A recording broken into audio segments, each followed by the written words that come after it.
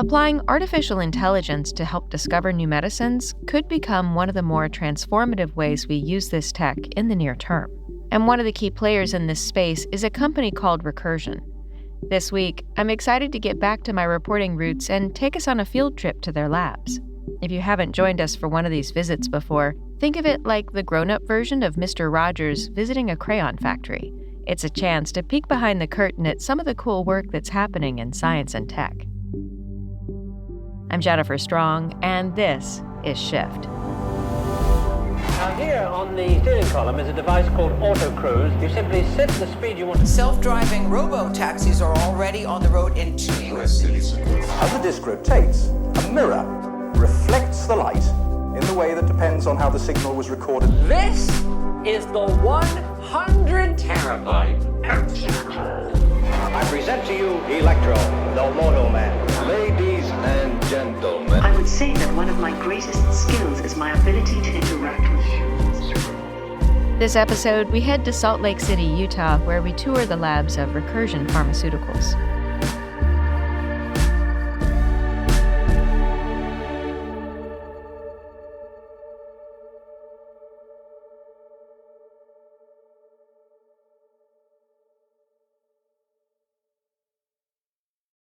From Zuckerman Spader. For 5 decades, Zuckerman Spader has been a leading litigation firm trusted by in-house and outside counsel, businesses, and individuals.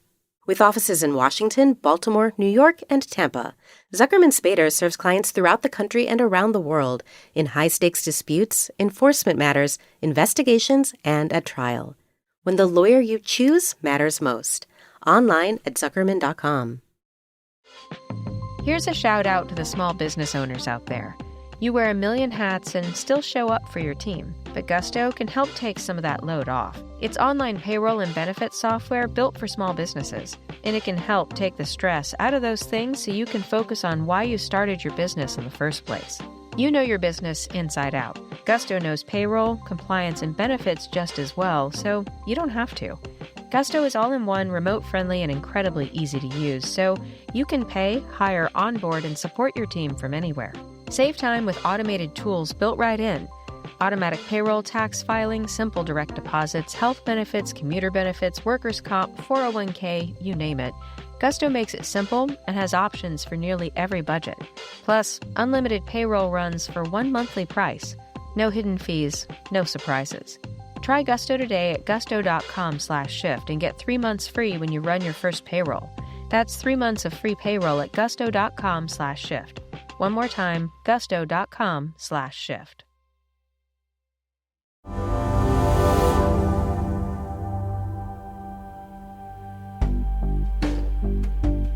This is a multi-trillion-dollar industry. Many of these are hundreds of years old. Like companies like Merck and others have been around for a very, very long time. And about a decade ago, there was a set of 6 to 10 upstarts that wanted to use things like ML or AI to try and help discover medicines better. Today, there's probably 400 or 500 of these companies, most of them still very early stage. And we, Recursion, are one of the very few of that original wave of companies founded in the 2010s. We were founded in 2013. So I'm Chris Gibson, co-founder and CEO of Recursion. So Recursion is a company that is trying to make sense of this massively complex thing we call biology. So inside of each of us, we have trillions of cells. And inside every one of those cells, we've got about 20,000 genes that are expressing about 400,000 different proteins. And there are trillions of interactions of all of those 400,000 proteins. So it is like wildly, wildly complex. And that's the problem. We don't understand it well enough to make medicines at a rate that could get us essentially inexpensive medicines. So today, 90% of drugs that go into clinical trials fail. And it's not because there aren't really smart scientists who are working on the problem. It's because they're working against this incredible complexity. And our belief at the founding of Recursion was that if we were going to take our pipette, which is this little thing you use to move liquids back and forth to do experiments, and we were going to do sort of manual science, it was going to take us thousands of years to generate enough data to really understand how it all works. And so instead, we envisioned a company where we could use robots to generate massive quantities of data, and we could use machine learning and AI to take all of that data and try and distill it down to find the patterns that actually tell us how biology works. so that we could go from failing 90% of the time in clinical trials to maybe failing 80% of the time in clinical trials. And I tell the team, if we could go to 80% failure rate, we'd be twice as efficient as the industry. And you could theoretically cut the price of medicines in half if you were able to do that over and over again. And that's going to 80% failure rate. Imagine a day where it's 50% failure rate. And then one day in the future where we can completely model biology in silico, where you can identify and predict the exact medicine for each disease, or even one day each patient, synthesize it, validate it, and go right to the right patient. And all of a sudden, one day in the future, we might have a 90% success rate. And that's ultimately the multi-decade journey that we and others are on, is to try and decode biology so that we can eventually radically improve lives. One of the funny stories about where we are right now, we're in an old Dick's Sporting Goods, and we converted that into a biotech lab. That's why there's a giant rock wall behind you. I was wondering about that. We did not put that in. That was here when we got the space. We also learned a lot about retail slabs, and they're only 6 inches thick and they vibrate too much. So we have $400,000 worth of steel in the parking garage underneath our lab to keep it from vibrating, because that's actually a big issue for doing these experiments. We're walking up to our main Phenomics lab. And so before we go inside, I'll tell you just a bit about Phenomics. So people have heard of things like gene sequencing, and Phenomics is actually very similar. But instead of looking at what kind of gene or RNA or protein is in a cell, we're actually taking microscopy images of cells and then using computer vision to turn those into mathematical representations of biology. So like, take a picture, it's worth 1,000 words. And for us, it's worth a whole bunch of data about what's happening in a cell. Like, what disease state does it have, or what is a drug doing? And we can generate up to 2.2 million experiments worth of those images every week in the lab that I'm about to take you into. So take it all in. All right. And here we go. Yes. Okay. Entering a gown room. Yes. Okay. So we're going to all right, suit so up. We're going to go ahead and gown. All right. Let's head into the laboratory. So you are entering the largest Phenomics lab in the world, that I'm aware of at least. What I find fascinating is that this facility, full of robots, a handful of people, it's doing the equivalent of my entire PhD's worth of data generation about every 15 minutes, which is simultaneously exciting and depressing, you know, given that I sat there doing that work for those 5 years. We're going to walk through, but just take a minute to look a little bit at this, because you see like all of these different workstations, all of these different lights, little arms moving plates around. And this system is running essentially like 20 hours a day, 7 days a week, 50 weeks a year. It's really more like an advanced manufacturing facility than it is like a traditional research lab. But that's one of the shifts we're seeing in the world right now. We're moving from sort of doing data generation with a pipette using your hand sitting in a laboratory in a kind of low throughput way to generating extremely high quality, extremely high scale data in a highly, highly automated way. And so why don't we walk through? And just to kind of set the scene here, there are what, half dozen people in here at once? Is that typical, the 50 weeks a year you have people too, or? Yeah, I would say if you take us out, then yeah, roughly 6 people. I think that's about right. And it goes up or down a little bit. There are times when the lab can run completely autonomously, but also it's not completely error-proof, and the experiments are quite expensive. And so we'll have people around ready to jump in if something goes wrong. So one of the things that I'll point out that's kind of interesting, you'll see that we have like ring or nest cameras above each of these work cells. So we actually record every movement of every robot. So if later on, or even in process, our QC system detects that we've run into an issue, we can actually go back and understand what happened. Like, did a plate fall down? Did somebody put something in the wrong way? And we've actually created like this set of instant replays for the team during training, where they can see all the mistakes that a person might make and learn why our procedures are able to help us avoid making those mistakes with video replay. It's just like a sports team. You can see on some of the screens here, we have almost what looks like Gantt charts and a variety of different dashboards. We are tracking all of the different metadata from all of these different pieces of equipment so that we can ask and answer questions like, how long was every reagent on every individual experiment? Because when you're running millions of experiments, you can't do everything at the same time for every single experiment. You have to kind of do them in order. But biology is really sensitive. And so if you add like a CRISPR-Cas9 reagent, and it's 20 hours on one cell and 21 hours on another cell and 36 hours on another cell, if you're not tracking those sorts of things, you'll get wildly varying data that you won't be able to make sense of. And one of the real innovations of what we've been building for the last decade is a laboratory where we measure everything.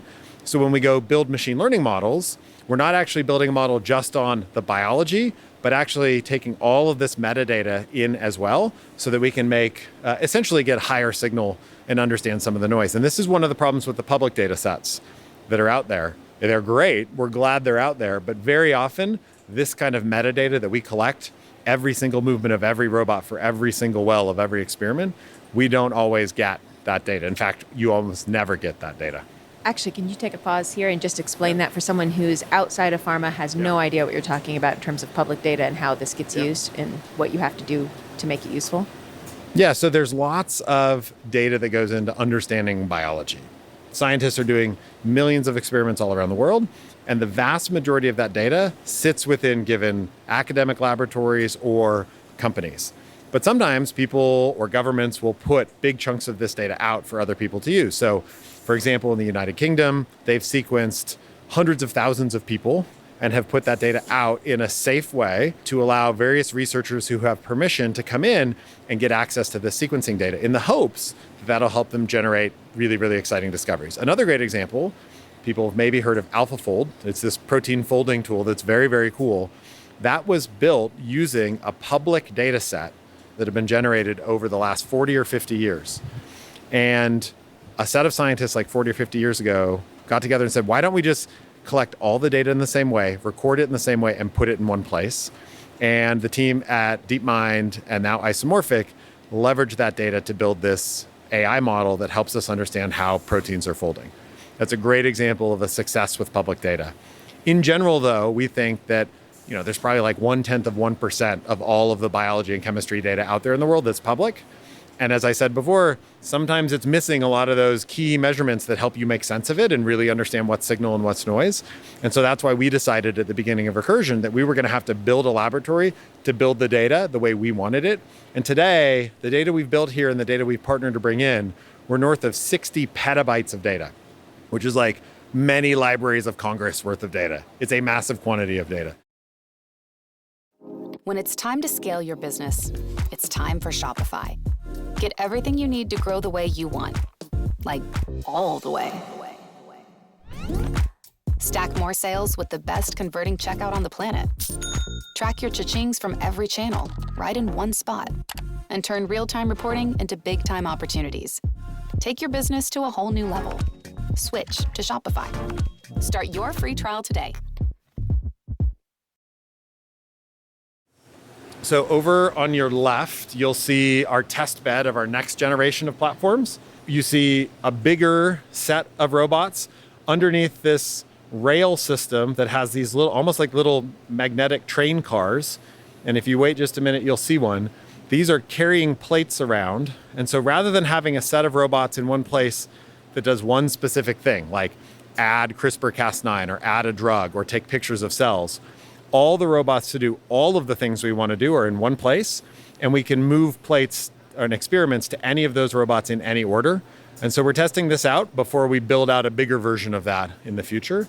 And on your right, you see the largest collection of high throughput microscopes that we're aware of in the world. So each one of these microscopes is several $100,000, and it is able to take really, really high resolution pictures of cells, using different fluorophores, using bright field. We can keep the cells alive in some cases. We can do confocal imaging. And those cables that you see going up to the ceiling, those are full of all of the imaging data and metadata that we're collecting that's running to the cloud and to our own supercomputer, which we keep at a secret location somewhere in the valley. There you go. There's one of the little magnetic plate holders that are going along.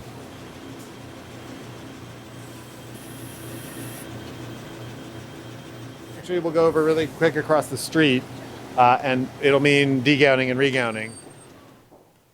Thank you.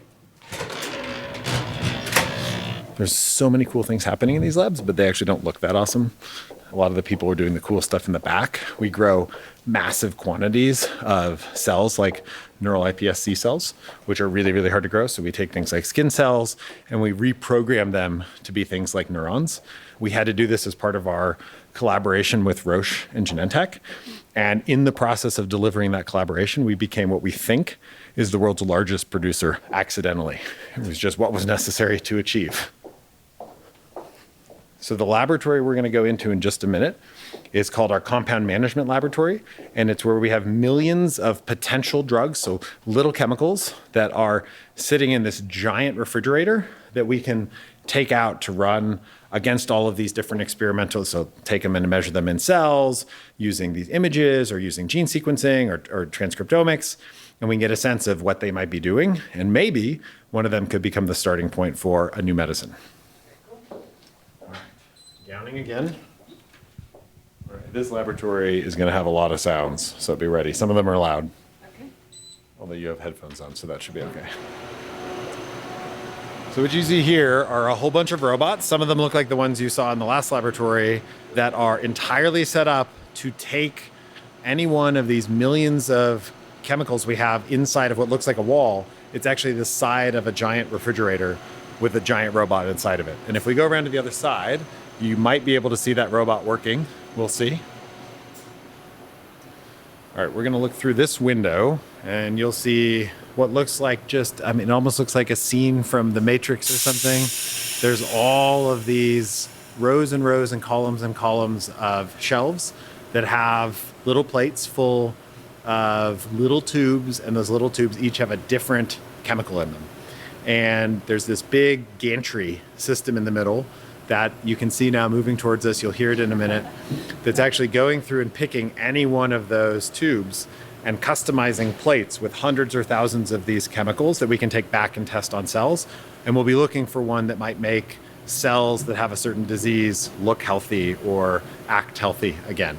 And this is kind of the premise of what we're doing at Recursion, building these giant maps of biology and then training giant machine learning or AI models on top of those to try and understand what's really happening underneath it all, to decode biology. And this is the interface where the scientists can collect all of these different tubes. So we see a plate here and you can see, we're putting that one in. Yeah, just to show you a little bit what these tubes look like. Here's one. So we have these little tubes. Inside is a chemical, and then there's a little tiny 2D barcode on the bottom. It looks like a mini QR code about the size, half the size of a pencil eraser. And that's how we know what's in every single one of these tubes. And I've put it back in the right spot. But even if I didn't, that little code would help the system know and correct the error. And then we'll walk over here. I told you before about the laboratory where we generate millions of microscopy images of cells. This is another laboratory where we generate millions of examples of RNA sequencing of cells. So we'll take cells and look at the instructions that those cells make from their DNA that encode what proteins they're going to express. And so we have these Illumina sequencers over here, and we'll take samples, some of them that we actually used in our other lab. We got images off the microscope, and then we take the same cells and we look at the RNA sequencing that comes off as well.